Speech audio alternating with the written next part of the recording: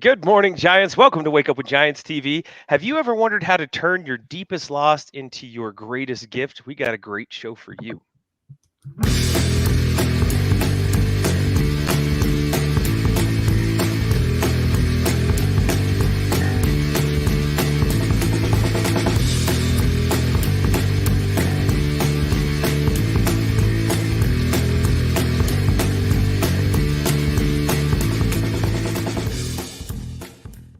Well, good morning, Giants. Welcome to Wake Up with Giants TV. I'm Ryan Morris. And as always, I'm here with your host, Nicholas T. Smith, the author of the book, The Giants and the Smalls. If you haven't picked up your copy of The Giants and the Smalls, you can do that at giantsandsmalls.com so you can know what all of the fuss is about. And then also, I wanted to do a quick little plug because the giant in that book, his name is Steve Hardison. So he actually, his wife wrote a book called The Ultimate Coach. If you haven't picked up a copy of that, that would be a very, very good investment as well. And if you haven't joined us on YouTube and subscribed, then you go do that. Hit the alert button so you know when we go live every single dang time. So you get all the excitement. You never miss out on anything if you do it that way. And then go to Facebook and find us a Tribe of Giants. Today we've got a really great show. I'm excited for it. I've got a little bit of a delay, but man, we're gonna roll with it. So we always do. Must be a good guest, right, Nick? Always. It's that Only always. technology. Yeah. Well, good. Let's dive in. We got Chalese Stevens joining us. She and her fiance run the Good Spirits Bar and Grill in Sandy, Utah. It's about 7200 South. We'll post that up here on the bottom of the scroller. So if you want to go to get some good food and a drink, it's a good place to do it. She discovered her real purpose, though, back in 2004 with a mother's worst nightmare. She lost her 4-year-old son when he drowned in a water park swimming pool. And so from that day forward, her life transformed into a journey of healing her mind, body, and soul. And so Chalese has been able to face her deepest loss by turning her story into the raw and vulnerable pages of her book, Finding 40, A Mother's Walk with Grief. And now she takes the lessons she's learned throughout her life to help others in their own personal path through her writing, speaking engagements, podcasts, and energy healing. And we're grateful to have you here with us. Did I miss something within that? No, I think you nailed it. We did well, good. I mean, it's been Except for the 17 address. years, so there's a lot of, Yeah. But summarizing it, that was great. Well, it's one of those nightmares that, a lot of parents, I can't even imagine what that would be like. And we'll explore that part of your journey as well. And we really, I think with this episode, maybe we'll start wherever we start. Usually we'll go back in time and we'll look at your history and what it was like growing up. But sometimes our awakening moment comes at times we didn't even expect. And can you kind of share, I mean, was there an awakening within that experience that had you start looking at life completely different? Well, honestly, I mean, as soon as something like that happens, that kind of a traumatic experience, there's definitely that awakening moment in it. And actually, honestly, like I didn't have the best childhood growing up. And so it was one of those things and I got married really young and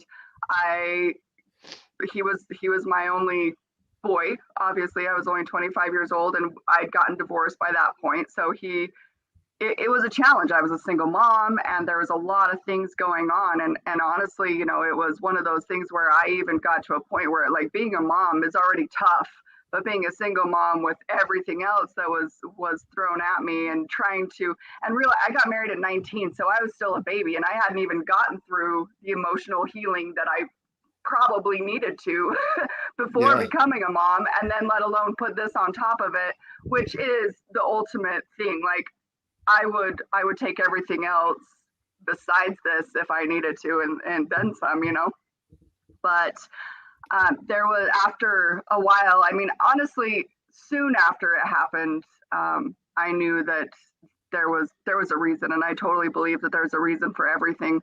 We don't always know what it was, and obviously at that point I didn't know what it was, but I knew that there had to be something.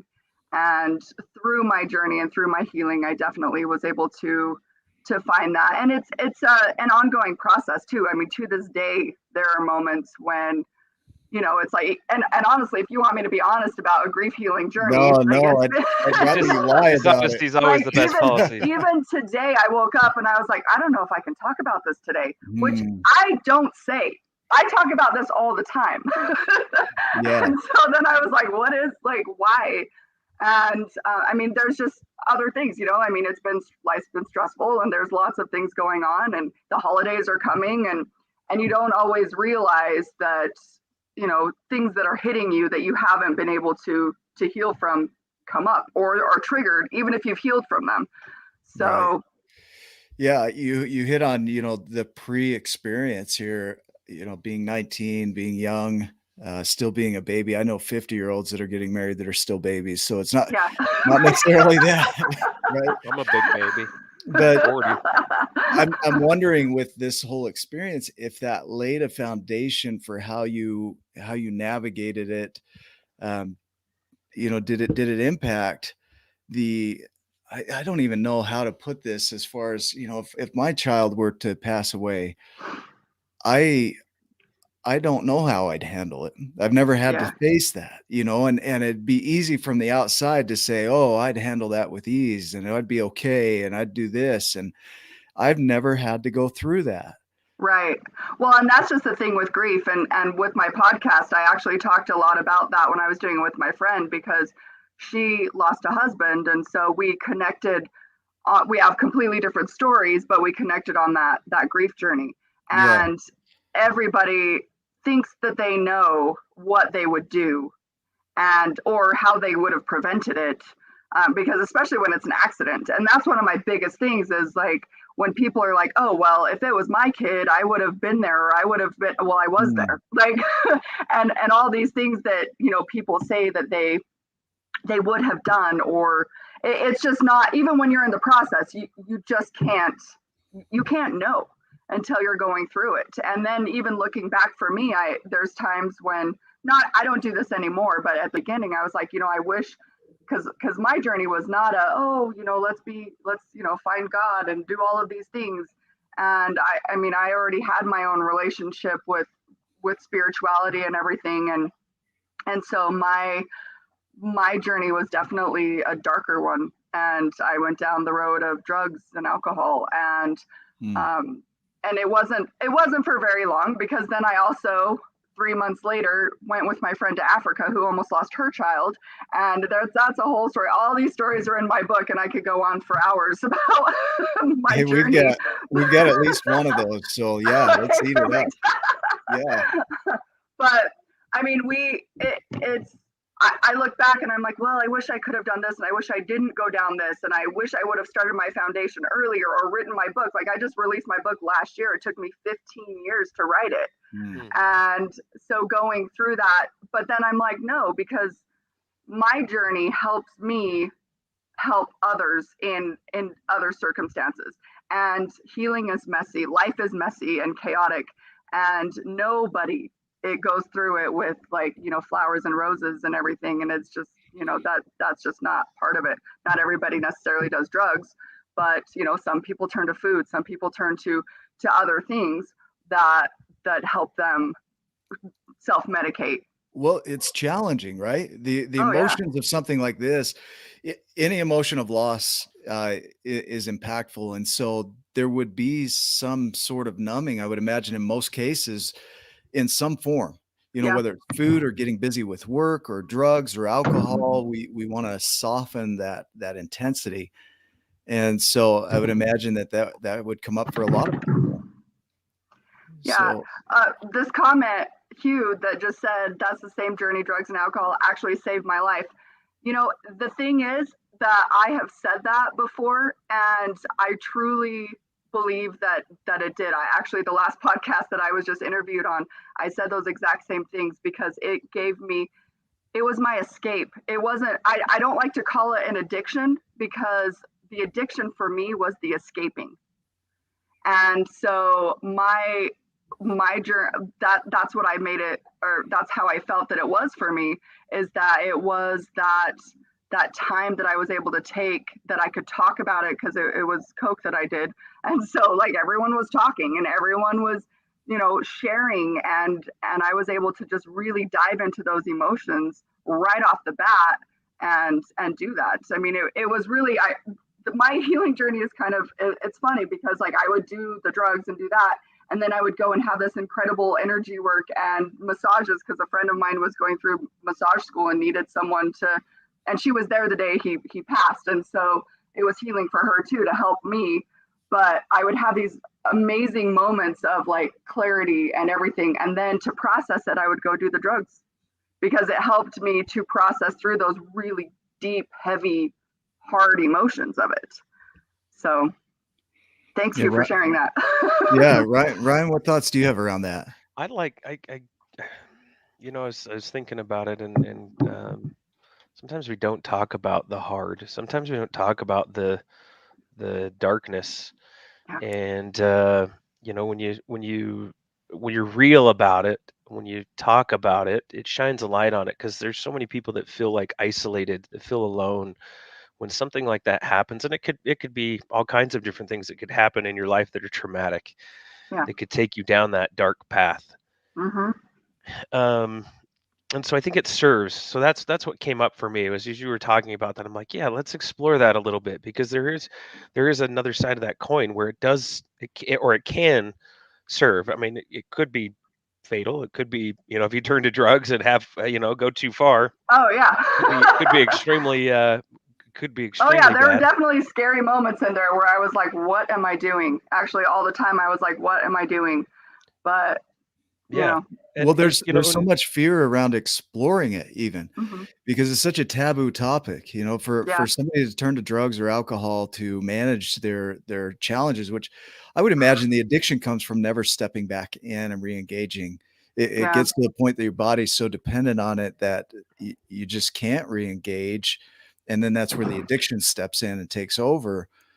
And so how would you, I don't know, what would you share around that with somebody who's maybe is already down that path, and or somebody that's never had this experience, going back to that idea, that's never had that experience with drugs or alcohol or anything like that to numb or cope? Like, what would you say to them? So honestly, the thing that I would say, the people that, I'll address the first part of your question first, the people that are in that moment, I want to give them love and just show them that, it is that what you said, that stepping out of it. And people get so afraid when they're in it that they'll never be out of it. And, or that's all that they have. So know that there's more. Know that this can be a stepping point, but you can easily get trapped into it. And I'm not saying that I did it perfectly, because nobody that does drugs does it perfectly. Yeah. Some people think they do. I did drugs so perfectly. I did it so well. That was amazing. I mastered that. But and it was in and out for me. So when I went to Africa, obviously there was 3 months where I was in that healing mode and I was doing all that, and it was great. And I started, all these different things. And then once I came back, reality hit me again, and I was back there. So it's that journey. But be gentle with yourself. Be kind to yourself. Tell people. And that's, I think, the biggest thing. Like, I'm really struggling, and I know that's the hardest thing for me. My entire family didn't even know that I did that until my book came out. Because they were the ones on the other side of your question that wouldn't understand. And I would feel the judgment from, and whether or not they would, I'm pretty sure I know that they would, because I love you, my family, but if you're watching, but that judgment was there. And I was terrified to release my book, but just like you said, I had to talk about it. I had to talk about the dark side, because the dark side is what is real. And hiding that piece of me, I was leaving out a huge part of my story. And I wasn't being completely honest to the people that needed to hear that, to the people that were going down that path and being like, I'm doing these things and feeling that guilt and that shame. And that guilt and that shame will eat you alive more than anything. I want in the book that Nick wrote, The Giants and the Smalls, and I don't know if you read it yet, but if not, you will, because you'll get a signed copy from Nick. Yay! So that's a beautiful thing. Well, I'll get a signed copy of mine too. See, that's perfect. See, the price is right. Like, that's right. Not only do you get that, but today you get a nice signed copy of the book. You know what's beautiful inside that book is there's a moment in there where Rit hears giants, in the distance, and he looks up. And sometimes we think that those are people. Those are like physical giants. There's people that surround us that we look up to. Yes, that can be that. But sometimes it's our hardest moments. It's the instant, the moment that something wakes us up and makes us conscious to something different. Yeah. And those can be some of our biggest trials, some of our darkest moments, some of our scariest times, that then give us pause to then think and make a choice of something different. That can be the giant in our life as well, where it's a life lesson that teaches you something different and then gives you an opportunity to make a different choice, go down a different path. Yeah. And for some it takes longer than others to wake up to that. But there's a moment where Rit hears that and he looks up, and there's this moment of change. It's a 5:55. There's a little Easter egg in the clock tower right there. I'm pointing to it right there in that picture. It's in giant time because it's actually 4:55, but in our time. Yeah. So it's the number of change, and so at that moment he looks up and he sees something different. Yeah. He's been through hard stuff. We don't know exactly all of Rit's backstory and what he's done. We know he ate pea soup, right, Hugh? And just led kind of a mediocre life. Yeah, Smalls eat pea soup and crackers. That's in the story. It's cute. That's awesome. I want to touch on something too along these lines, because you're talking about some of these big moments in our lives that are so impactful that actually awaken us.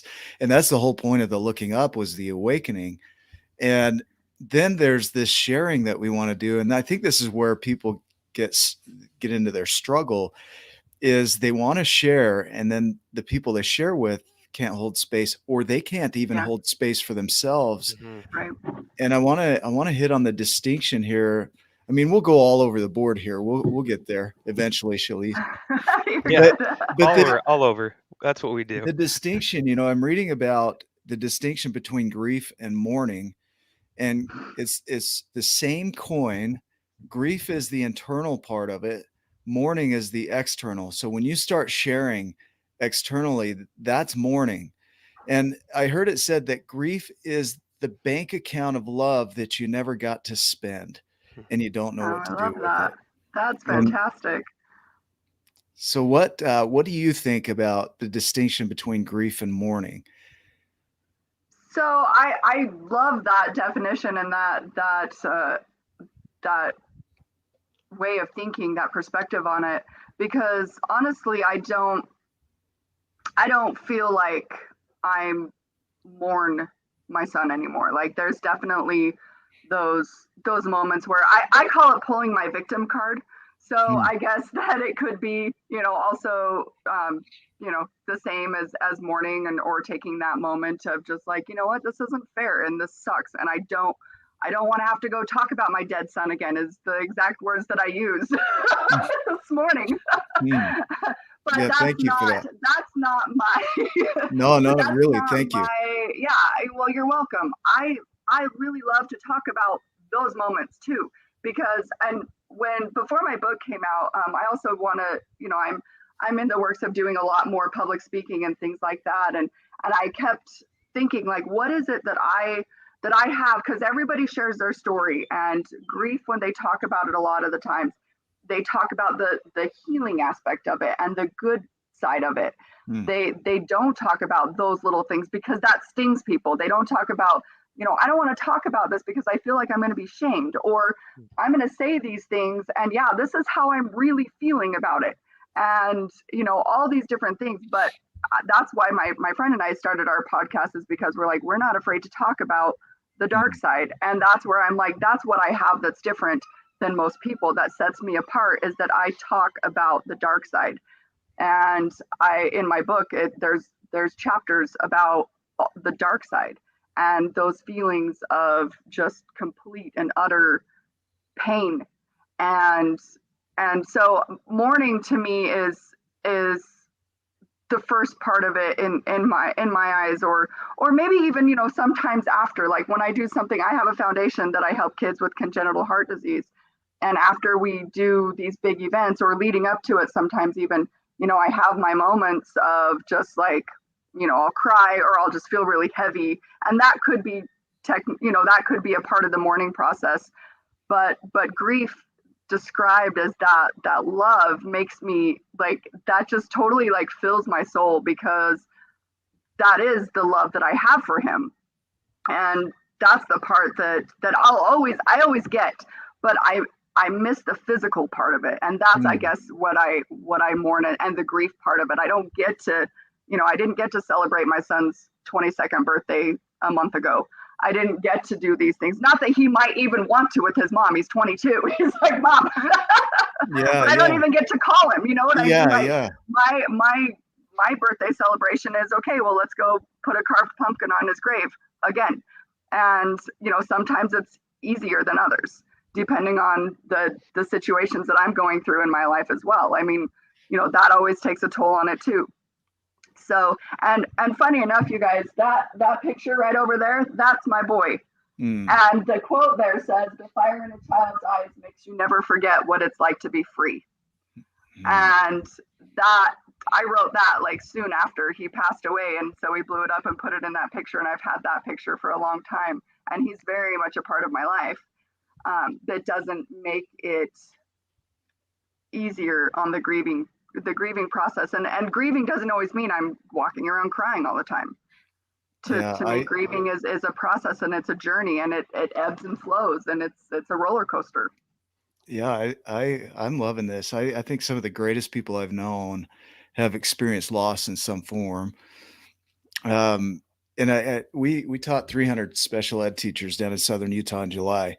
And one of the things they said, they didn't have a loss of a child in the physical sense where the child was lost, but they had the loss of the ideal of a child, as the child could have been in their mind. And then when the child was born with special needs, they had a loss and a grief around what could have been or what should have been in their mind.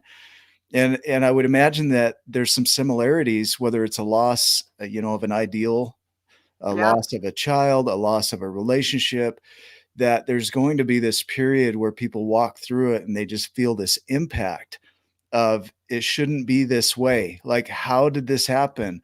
And you start questioning and internalizing everything about that whole experience. Like, what could I have done different? Or how could I prevented, you know, that internalization. And then that's where I think people get stuck between reflection and rumination. Reflection being, you know, I'm looking for the light side of it, like looking in a mirror, whereas rumination is, I'm looking for the dark side of it, of why I'm so terrible and why I don't deserve to keep going. What is that? Yeah. What does that bring up in you? Oh, well, I mean, a lot. And it's very, that's a heavy one, because honestly, there's so many times still, I hate, like, these are things that are hard to admit, but I think we all go through this. And because for me personally, I'm like, you know, I couldn't even do this right. So what's the point?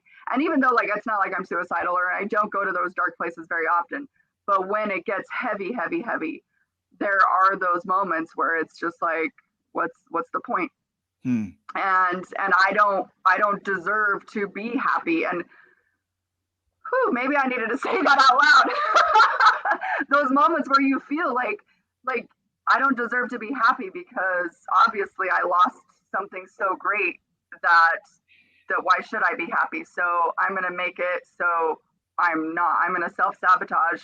And I mean, self-sabotage isn't a conscious thing. So, you know, you do that through life, and it's just fighting through those moments where you do it, I believe. I don't even know if that made any sense. That's how my Oh, it brain totally works. makes That's how I sense. Yeah, process. I would imagine the comments right now are just full of people that this makes sense to, because Yeah, I get yeah. it on a deep level, just that No, feeling of worthlessness, that feeling of unworthiness, that feeling of guilt, that feeling of shame, that yeah, all of it, and it puts you into a cycle and a spin where it's like, why am I even here? yeah. You know? Well, and that's the thing that I know that once you get into those moments of the, or at least once I do, it it happens less and less and for shorter periods of time. It Yeah, used yeah. to happen for extended periods of time. Beautiful. Now, if I feel it, I know what it is. And so I can say, okay, well, this is happening and I'm going to grieve it. And that's usually when I'm like, I'm going to pull my victim card Mm. and I'm going to cry about it. Or I'm going to, like, there are times still when I will crawl up in the fetal position and just cry my eyes out and then be like, okay, that was good. And then go. Or there's times when I just like, I kind of fight back to tears, choke back to tears and say, oh, this is happening right now. And I can't, I need to hurry and process through it. And sometimes I do, or I push it aside a little bit, or I write or whatever. And then I can move on quickly from that. And it doesn't take days. Even sometimes the heaviness of the energy is there. I understand what it is. And I'm like, oh, hi. Like the comment that just said, hello, darkness, my old friend. Yeah. For sure. I love that song so much, but that's exactly what it is. I also wanted to go back to when you were talking about the special needs, because I've been an advocate for special needs since I was a tiny little girl. And my cousin has Down syndrome. And so I've had a soft spot in my heart for them for a long time. And I've always helped people. Like even when I was, like I said, second grade, I stayed after recess to help one of the special needs girls get down off the gym, or the little jungle gym that she was stuck on. Everyone went back in, and I was the one that did that. So there was always something in me that knew I needed to be, that there was more than just me.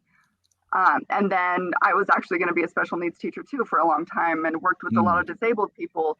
And so then when my son died, I realized that there was more for me for this. And at first, when I started my foundation, I decided that, or I thought that I was going to be helping parents with loss of their child in, like loss grieving type of stuff. And then I realized as I went through that it was helping people with trauma and tragedy, which then turned into helping the heart kids. And what you said was they are grieving a loss of what they thought they would have. And it's small, and we have a little, there's 20 of the families that I support, but the moms and I have gotten so close because of just that, because they're like, you understand in a way that most people don't, just because, they're like, and some of them are heart mom or angel moms. And so we can relate on that, because not everybody goes through that. Or, has to go through all of that and then lose their child too. I mean, that's something that is devastating on a whole different level in my eyes. We've had some guests on the show: Angie Barnett, Jeff Griffin, Brandon Solser. Angie Barnett lost her leg in a skiing accident. She had an accident, broke her leg, and then they had to go in and amputate, and then they messed up and they had to go more and more and more, and she lost her leg. And she talked about being homesick for her leg the way it was, homesick, right? Yeah. And Wow. I would imagine in loss that there would be some homesickness of the way it used to be, that those throwback moments, how do you navigate that? Like when you get into that space where you're just feeling that homesickness, and you talk about the ebb and flow lightning, but I would imagine they'll come up for the rest of your life. There will never not be a moment that this comes up. So how do you navigate that? Honestly, always the advice that I give is just one moment at a time, one breath at a time. My friend she's watching right now, but she just had hip replacement surgery, and she's been waiting, and I've been watching her journey through this, and she had to lose 100 pounds to do it, and was told that she couldn't do it unless she had like some kind of surgery. But she did it, and she was so proud of herself. And so I and that was something that, you know, she celebrated to get the surgery because her hip has been just in so much pain. So then she got her surgery just last week, and this whole entire week has been an emotional roller coaster for her because she's been, you know, healing and everything. And I always, every time somebody's is healing or loses something, and with her, this is obviously, Trisha, you need to hear this, is losing that pain, and even sometimes losing the pain to you're transforming, right? And so you have to go through all of these emotions and get through that. It's not just a physical healing that she's doing, it's a emotional healing too. Yeah. And that's been huge for her. And she's like, I don't understand why I'm having so many emotional breakdowns or panic attacks. And it's like, because you're about ready to come into a world that you have been waiting for so long. And she doesn't know what that looks like. And I'm so excited to watch her do that because it's huge. And I mean, I think we all do that. And healing is scary. Even with grief, it's like, I know a lot of people have told me, and I know I used to feel this too, like, what if I do heal from losing my son and I forget about him? What if I don't remember anymore? What if, and there are things you do forget. And there are things that I'm like, you know, my little boy to me is still, even though he just celebrated his 22nd birthday, he's still 4 in my mind. And I sometimes hear him like, Mom, I'm not 4. Yeah. But together we've been able to do a lot of things, and he's grown with me, which has been awesome. But, you know, there's a lot of those stories that I hear of all kinds of different grief journeys and loss journeys. And, you know, the heart kids that I go through, or, you know, am with, their kids can be doing it so well, or, you know, be doing so well. And every time they go in for an appointment, they're terrified and they have like a panic attack and PTSD pops up. Yeah. And hoping that they're okay, but sometimes they're not all the way okay. Every time they get a cough, every time they get a sneeze, every time, you know, something, you think COVID's bad, like try living with a kid with congenital heart disease, that every time they sneeze, you think they're going to die. Like, I mean, you know, so all of these different areas of loss is definitely something that I touch on in my book. Like, loss is loss, and nobody fully understands what that means until you're there. Yeah. And I know that was totally rambling, but I No, needed to get was it out. perfect. Ryan knows best. Like, I love to rant, and so I'm so grateful to have somebody else just go. You know, that was perfect. I think of this. You know, you hit on the word healing. When somebody's healing, they're getting back to whole, to make whole. That's what healing comes from, is to make whole. And so there's this gap that's left. And, you know, in Japanese culture, they do what's called wabi sabi, which is to celebrate the flaws. And they'll actually take the cracks in the pots and fill them with gold to celebrate the flaws or the missing parts. And part of the healing is when you have those cracks or flaws or losses, to venerate or celebrate those. When I was looking into depression, when we teach our 12 journeys, part of that is teaching on depression. And depression puts you into a space of really removing yourself from the event in a way. It's not completely, like you'll never forget your son, but you step back from what's going on and you stop putting power into that thing.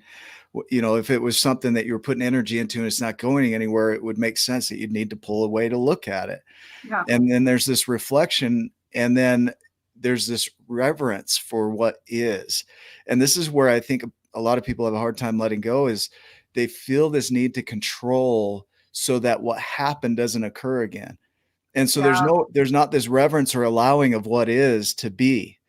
And so I have this quote right in front of me. See, it says, the key in letting go is practice. So each time we let go, we disentangle ourselves from our expectations and begin to experience things as they are. That's from Sharon Salzberg. And I'll share it over and over again because it just keeps fitting in as a piece in all of this, is that part of that reverence for the experience is letting go. To accept it doesn't mean that when you accept it, that you don't miss everything. It just means that Right. you realize it is what it is. Yeah. And then from there, there's an opportunity for gratitude and growth. And so can you speak to that a little bit? Yeah, the word that came to my mind when you were saying that is surrender. Mm. And that's something that just within the last couple of years I really had to think about and really accept that surrender is part of it, because I'm a fighter and I'm a doer, and so I'm go go go, and action is very healing for me, like movements and getting out and doing things, which is why I have 4,000 projects that I'm always doing. But there are times when I get so overwhelmed and so exhausted that I've realized that surrender is when I get to everything that I've put into motion actually happens. And just like, I guess, even the analogy of working out, you know, you go and you work out and you lift and you tear those muscles, but it's in the rest and recovery where they heal and they get stronger. And that's the same with us emotionally and mentally too. I think that resistance to what is, that resistance to change. Charles Darwin, you know, he's not the most spiritual dude, Right. obviously, but he has a quote that says it's the survival of the most adaptable to change. Yeah. And not the strongest or the fittest, the most Yeah. adaptable to change. And when change comes along, it could be really easy to get hung up in what was and reminisce and relive that over and over and never re-engage with a new purpose, a new way of being. I think of The Happiest Man on Earth, this book that I'm listening to now. He was a prisoner in Auschwitz, and there was a complete change in his life, the way he knew it. But he had an opportunity to keep re-engaging with some kind of purpose, any kind of purpose. And that kept him going. And even after he was released and you know, got back into life, he found happiness wherever he was, satisfaction with wherever he was. Like, this is the way it's supposed to be. Yeah, that's huge. And honestly, when you were talking about that, I was thinking about just different relationships too, and how my fiance and I just saw a quote a couple of days ago that said, everybody talks about how hard it is to leave toxic relationships. Nobody talks about how difficult it is to actually have a healthy one after leaving a toxic relationship, because all those things start to come up. All those toxic behaviors that you had or that you gained or that, you know, you learned from those old relationships surface, just like with, I mean, and it's healing. And if you're with that person that you're supposed to be healing with, or you get to heal with, then you have to surrender to that. Okay, it's okay that these are coming up. It doesn't mean that's who we are. It means this is who we're wanting to heal from. These are the behaviors we're wanting to heal. And I tell you, like, he, even being with me, because I do have a different layer of not just being a mom. I'm a mom. I have 2 other kids, and he has another kid, but I'm also a mom of an angel. And that brings up a whole slew of things that nobody understands what it's like to deal with, Holy cow, with a person who's lost a child, because there's moments where it's like, okay, and he gets it. Like, it's really awesome. There's things that he does, like he set up this whole little wall for my son, and he gets it. But it's not always easy for him, because sometimes I like I said, I go dark. And I'm like, I just need to grieve right now. And he has to be okay with that. And he gets it, but it's not always easy. And so and that's just with that aspect of it, let alone, you know, everything else in my life that I'm trying to heal from. Yeah, that phrase right there hit home for a lot of people, and I think it will continue to do so. Is that mom of an angel? Is when you have a child pass on, I could imagine that there would be this sense of still raising that child. I'm still a mom. You know, they're still here. I think of Amy Bingham and her son, who took his life at 17, and she continually has conversations with him. And talks with him, and he's part of her journey right now. You know, it never ends. So that being a mom is always present. Well, and that's what I've always said, like the things that I'm able to do with my son now, with him on the other side, is so much more powerful than if he were here, because I mean I would just be a mom of like doing my thing, not Yeah. saying that he wouldn't be a great person, but it's different, and it's a different life that I live because of it. And that part is what I'm truly grateful for. Like I would obviously, losing my son, I'm not grateful that I lost my son, but where I've been able to go because of that loss, I truly am grateful for, even though I have those dark moments, even though there's times when I'm like, F my life.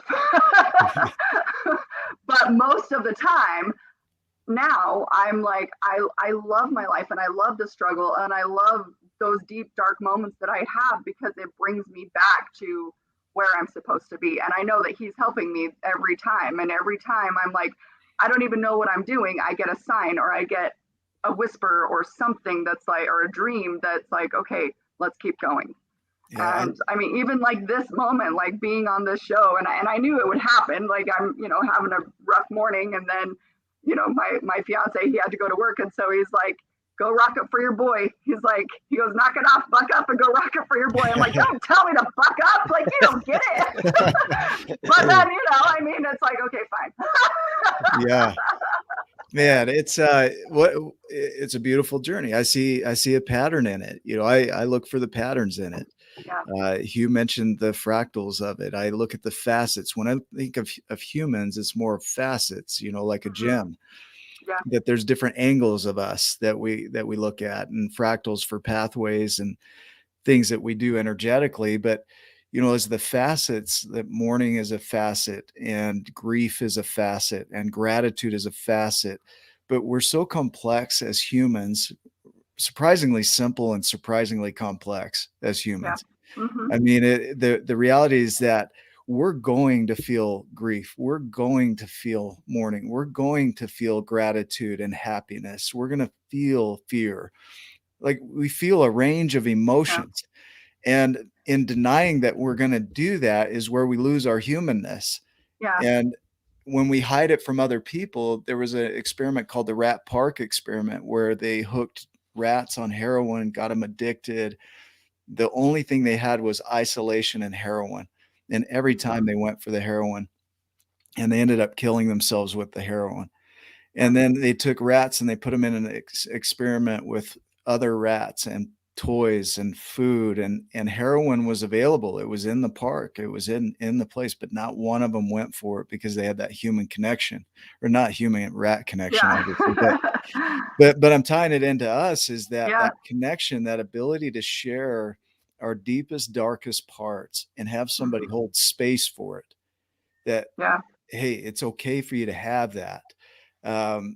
I wonder if there's a way to balance that, because it would be easy for me to step into my victimness and hope that somebody comes and gets me out of it. And then I wonder if, there's a way to balance serving somebody, being there with them, versus, pulling them from the experience, rescuing them. Yeah. Do you know what I mean? Honestly, when with you saying that, there's a lot of situations that come up in my life where, so my ex, my kid's dad, not the one that passed away, but my two that I have now, he was very good at pushing me to do it. And there were times when I mean, and he wasn't always nice about it. And I'm not saying that everything that happened was a great thing. But what I am so grateful for is that he was like, you have what it takes to heal, because he would go and rescue his brother. He would go and rescue his friend, all these things. I'm like, and I'm sitting here by myself, and I need to be rescued. He goes, you don't need to be rescued. You can do it yourself. Yeah. And I'm like, and so much of, and he did, like, he was a huge support system to me. He really was. But there were those moments where I was like, you're just a jerk. Like, I use stronger language than that. But I'm like, you're just, you just don't care. And he did. And there is a nicer way to do that for people. And you do have to know because there's a lot of times when you push people and you make them feel alone, and they're not going to be strong enough to come out of it. But there are those, you have to just know who you're with, and tough love is a thing. Otherwise, you enable them to just really be who they. I mean, there's so many times when, you know, that enabling factor comes in, and I like I said before, like, I'm tough and I'm a fighter, and so I needed somebody to be like, you'll be fine, and me get pissed about it and then be fine and work through those emotions. Yeah. But you know, there's also a softer way to do it. And like my fiance this morning, like, that was pretty tough love. He doesn't usually say, like, buck up and do it and rock it for your boy. Usually he's very sensitive about it, but he was in a hurry, and he's like, you got this. Like, I know you. I bet. Yeah. But you know, that moment was like, oh, and so then I'm like, fine. But normally he will listen to me and he'll be there. And sometimes it's just that hug and that comfort, and he gets it. So, I mean, there's so many different ways, and really honestly, just listening and being there for somebody, even when, like I said, my friend who's struggling right now, like, there's things that I have to do and I can't be there for her, but she knows that I'm there in my heart with her. And, you know, sometimes just knowing that is enough. Sometimes just reaching out. But honestly, you as the person that's healing need to find a way to be able to talk about it too, because not everybody knows. Everybody has stuff that they're going through. And not everybody has that moment where they're like, okay, I need to go down the list and think of everybody that I love and care about and make sure they're okay. And there's so many times when we have to find that inner strength to reach out or just start talking about it, and not always as a victim, but sometimes just telling the story. That's how I started. Like, I didn't start by, and it took me a little while, but there wasn't Facebook when my son passed away. There wasn't those things that I had. You know, I had my paper and my pen, and I was writing and I was journaling, and blogging started to come out. So I was doing that, but I wasn't posting it, but I was just writing about it. And that helped me a lot. And then finally, when I was like, okay, now it's time to start sharing my story. Yeah. And then people, you know, start to come out and say, you know, that's the thing to me when everyone's like, you're so strong. I'm like, you have no idea. You have no clue, right? I have no clue. I'm a mess. But that's the thing though, too, is that I'm not afraid to say, like, I'm a mess, and it's messy, and it's not always good, but it's exactly the way it's supposed to be. And I'm getting to that next level. And finding people that can love you in your mess. Yeah. Right. Yeah. Like, that can hold space for you to be messy, and it's okay. Yep. Like part of the healing process, I think this is where we struggle most with healing, is that there's no tolerance for mess. It's that stoicism that says, you know, just get over it, deal with it, handle your own shit, and move on. And that's what causes me in my space to pull back. I'm like, well, you don't get my fucking attention then. Oh, absolutely. Like, yeah. See, you said fuck. Oh boy, he opened up the whole can of worms. Okay, let's start over. We got let's go back. You got about 12 minutes to just fill in as many F words as you want. But you know, it's I try and speak, you know, in a way that serves the conversation, and I think that's a word that does serve. So I don't Sometimes use it. That's the only word that's needed. Oh, absolutely. Ryan, what have you had some thoughts around this as you're listening here? What's coming up for you? Well, I've thought about, like, there's a lot of people that can relate. They might not have lost a child. Yeah. You know, but grieving and mourning what was is really what's coming up, because there's a lot of people that could sit there at home and think about what they could have been, what they should have done, all these different things that have happened in their own life, in their own giant journey. And their struggle, whatever it is, could be, you know, sometimes they might say, oh, that's little, or it's not that big. You know, I mean, when you think about having a child pass away, that's a that seems like just a huge thing, but other people might be going through something that to them is their own Everest. It's their own giant, trial or struggle. And so I love the way that we're talking about this and going at it, and people can then turn around and relate this to wherever they are, because where you are, you are. Yeah. Your journey is your journey. It might not look exactly the same, as Chalise's, but there's hope. Yeah. There's tools. There's people that will hold the space for you. There's growth and there's appreciation for the hard on the other side of it. Because then you'll grow, you'll strengthen, you'll become something different. It's like the caterpillar and the chrysalis, turning into the butterfly, and you turn around and look back, and what you were isn't who you are now. Yeah. You've grown, you've changed, you've learned something from the experiences. So I hear in your voice and in your words the gratitude for, even though it was hard, even though it was your Everest, that there's the gratitude for the experiences, because you're exactly where you need to be now. And even though it was hard this morning getting up and talking about this, that you did it anyway. And that it served a ton of people. There's comments, I can't even keep up with some of them. They're just coming in hot and heavy here, especially after the F-bomb. They love that. Because it's real, right? It's like real. This is real life. This is real life real. stuff. Yeah, well, that's why on. I didn't want to, like, at first I was like, well, I'm not going to talk about that. But then, like, saying, like, it was hard to come on today. And because normally this is, everybody that knows me knows that this is my thing, knows that I talk about, I wrote a book about it. Like, I do public speaking, I do this. And I wanted to share that sometimes it's still hard. It's been 17 and a half years, and sometimes it's still hard, and that's okay. It Yeah. is. So, It is Yeah. okay. It's Yeah. it's okay, and it's even, I don't know, it's even bigger and better than that. Like it's amazing, because as you share that, like it shines the light that to people that they can see that, look, somebody else has gone through that. They're experiencing the range of emotions, the emotions that I'm feeling, Yeah. and that I'm not alone, and that Yeah. other people understand, and it buoys them up, it lifts them up, and it can get them like far enough along to where then they can start believing in themselves again.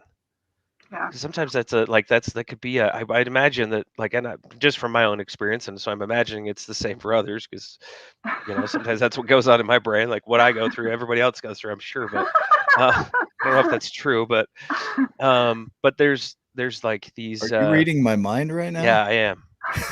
It's gross and weird. Just kidding. It's perfect. It's beautiful. Yeah. But you feel like, oh, okay, other people are going through that too, and then you have this when you can go through those tough times, or when you go through those tough times, sometimes there's a shake in confidence. Oh, yeah. Mm-hmm. You feel broken. You feel the unworthiness. You feel the man. It's just, what's the point? Yep. But if I think somebody can believe in you a little bit and say, hey, look, I got you. Yeah, exactly. Well, I was just thinking that when you were saying that, like, so many of the times that I've experienced, those down times or whatever, I'm like, man, I've already been through this. Like, am I ever going to get over, like, having to feel these things, or are these things that I need to, or I shame myself basically for it, and say, that, Chalese, come on, like, you're tougher than this. Everybody sees you as this, and you're not always this. Like, it's just, and it took me a while to be able to say, like, nope, this is part of it, and I accept it and surrender to it, and there's no, life is life. Like, life is always going to throw things at you. Life is always going to bring you those challenges, and even if they're not the same, a lot of times for me, the challenges that come are absolutely amplified because of the heaviness of my PTSD from my trauma and losing my kid, and and all these things and divorces and stuff like that I've been through, that it just kind of stacks. And so like a little thing happens and it's just like, bah, and I explode and I'm like, what was that? But that too is part of it. And it's like, okay, well, this is coming up now and this is coming up now. Obviously there's something that I need to look at. And if I don't look at it while it's happening and I do push it back, then it does end up getting more and more and more. And so I've learned, and not always well, but that, you know, if I'm experiencing those feelings and something happens and it's bringing up all these different emotions as well, taking that step back and looking at it and being like, okay, you know what? I get to deal with this right now. I get to, because I'm going to be better for my kids. I'm going to be better for my business, for my man, for, you know, my dog, and just be that, you know, but it's really taking that time to be okay to heal and continue to. And sometimes healing is exhausting and I don't want to do it anymore. But if I don't, then it gets worse. Yeah. It festers. Yeah. I want to highlight, you know, I look at your journey, and this is the journey of grief that you've gone through. And I highlight the 12 journeys that we have in our book, from unconsciousness to an unawareness, an automatic way of being, right? And then an experience happens and you have this awakening. So you have this awareness around it. And usually the first step that we go to right after that awakening is grief. Like, holy shit, something changed, right? And mourning, we'll tie that in too, which is the external variation of grief, is where you take it from the internal, you bring it outward, and you go into acceptance and gratitude and then uncertainty. And that uncertainty is where you get to imagine your world any way you want, like a kid. You know, now what? How do I want to become whole from here? What do I want to create from here? What's my purpose from here? And then we create our vision. And then we go into nurturing, and then surrender, letting go of how that comes about. We just nurture it. And then we keep ourselves feeling good as often as possible. Like, I love that you say most of the time I'm doing good, because that's me. Most of the time, my life is pretty damn good. When it's dark, it's fucking dark. And so if you can relate to that, it is dark. And then just trusting, you know, if I can get back to feeling good, then I go back through the cycle, and then I want to give back to others. I want to do more for others. And so that's what I see in your journey, is that you've gone through every one of the 12 journeys, that you're giving back in the ways you know how, even with good spirits, you know, just making food, making people feel good, accepted, like your book, your journey, what you're sharing today, all these ways of giving back.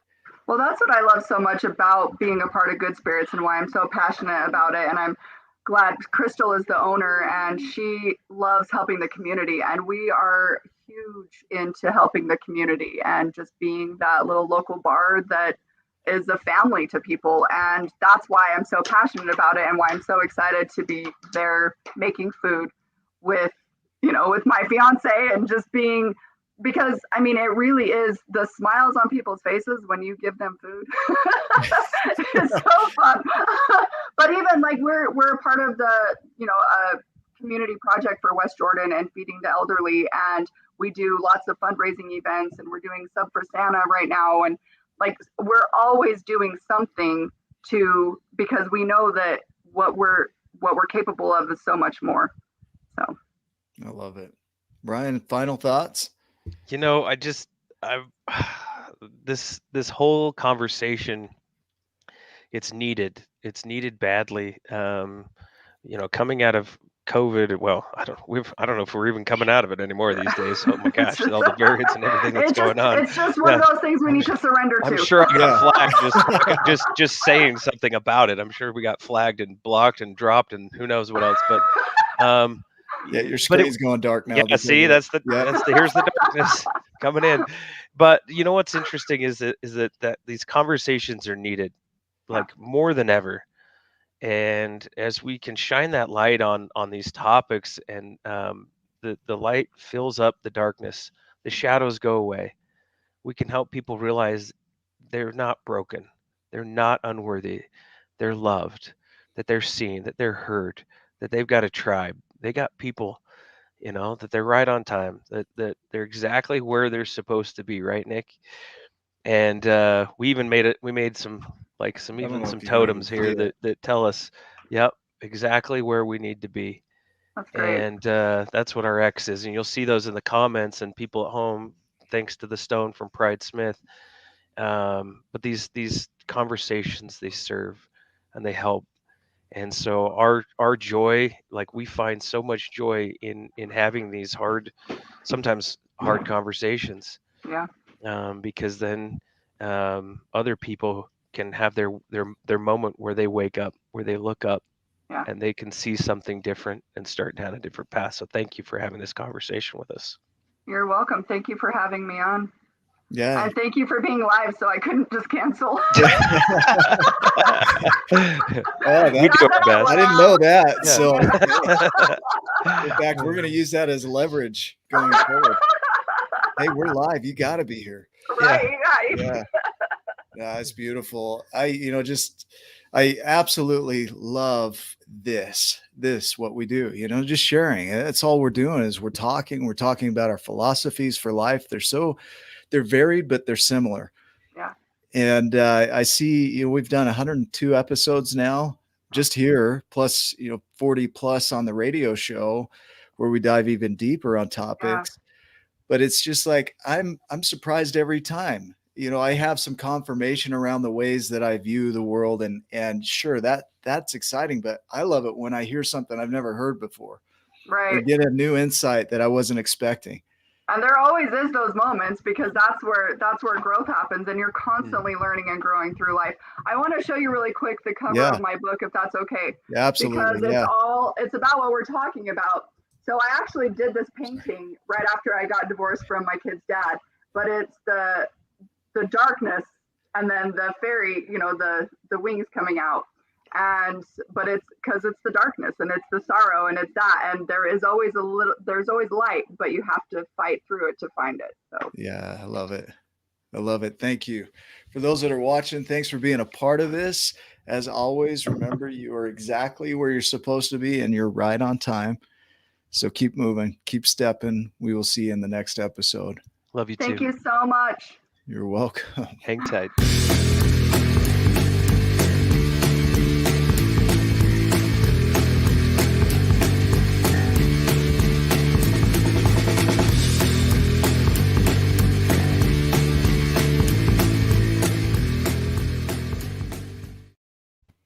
After show, of course there's an after show. Can you hang on with us for a minute? Yeah, that's fine. If you need to go, I know you got to work. My kids stay quiet just a little bit longer. Just for a minute or two. We'll just do a quick after show. We're still live on socials. We record these for YouTube, and then we'll do we like to do a little after show because it's just a little more relaxed. We just get to be. It's the encore, right? Yeah. You're talking about whatever. Love it. Hi, Nicole, Diana. Yeah. Oh, I love we these have giants. Incredible group of people. How would we even do this, Ryan, without everybody here? Like, there's no way. There, we say it at the same time. There's no way. We say that a lot. Me and Nick, we're like, when women get synced up in their cycles. Yeah. You know what? It's true with men too, in a degree. We don't have cycles. Nick's gonna be like, yeah, no, I'm out of this conversation. But I find it funny. You men have cycles. Yeah, it's just not the same. you watch. If you pay attention, now everyone's gonna be watching, and this is gonna be an ongoing joke. But watch through our episodes. We'll at the same time we're like,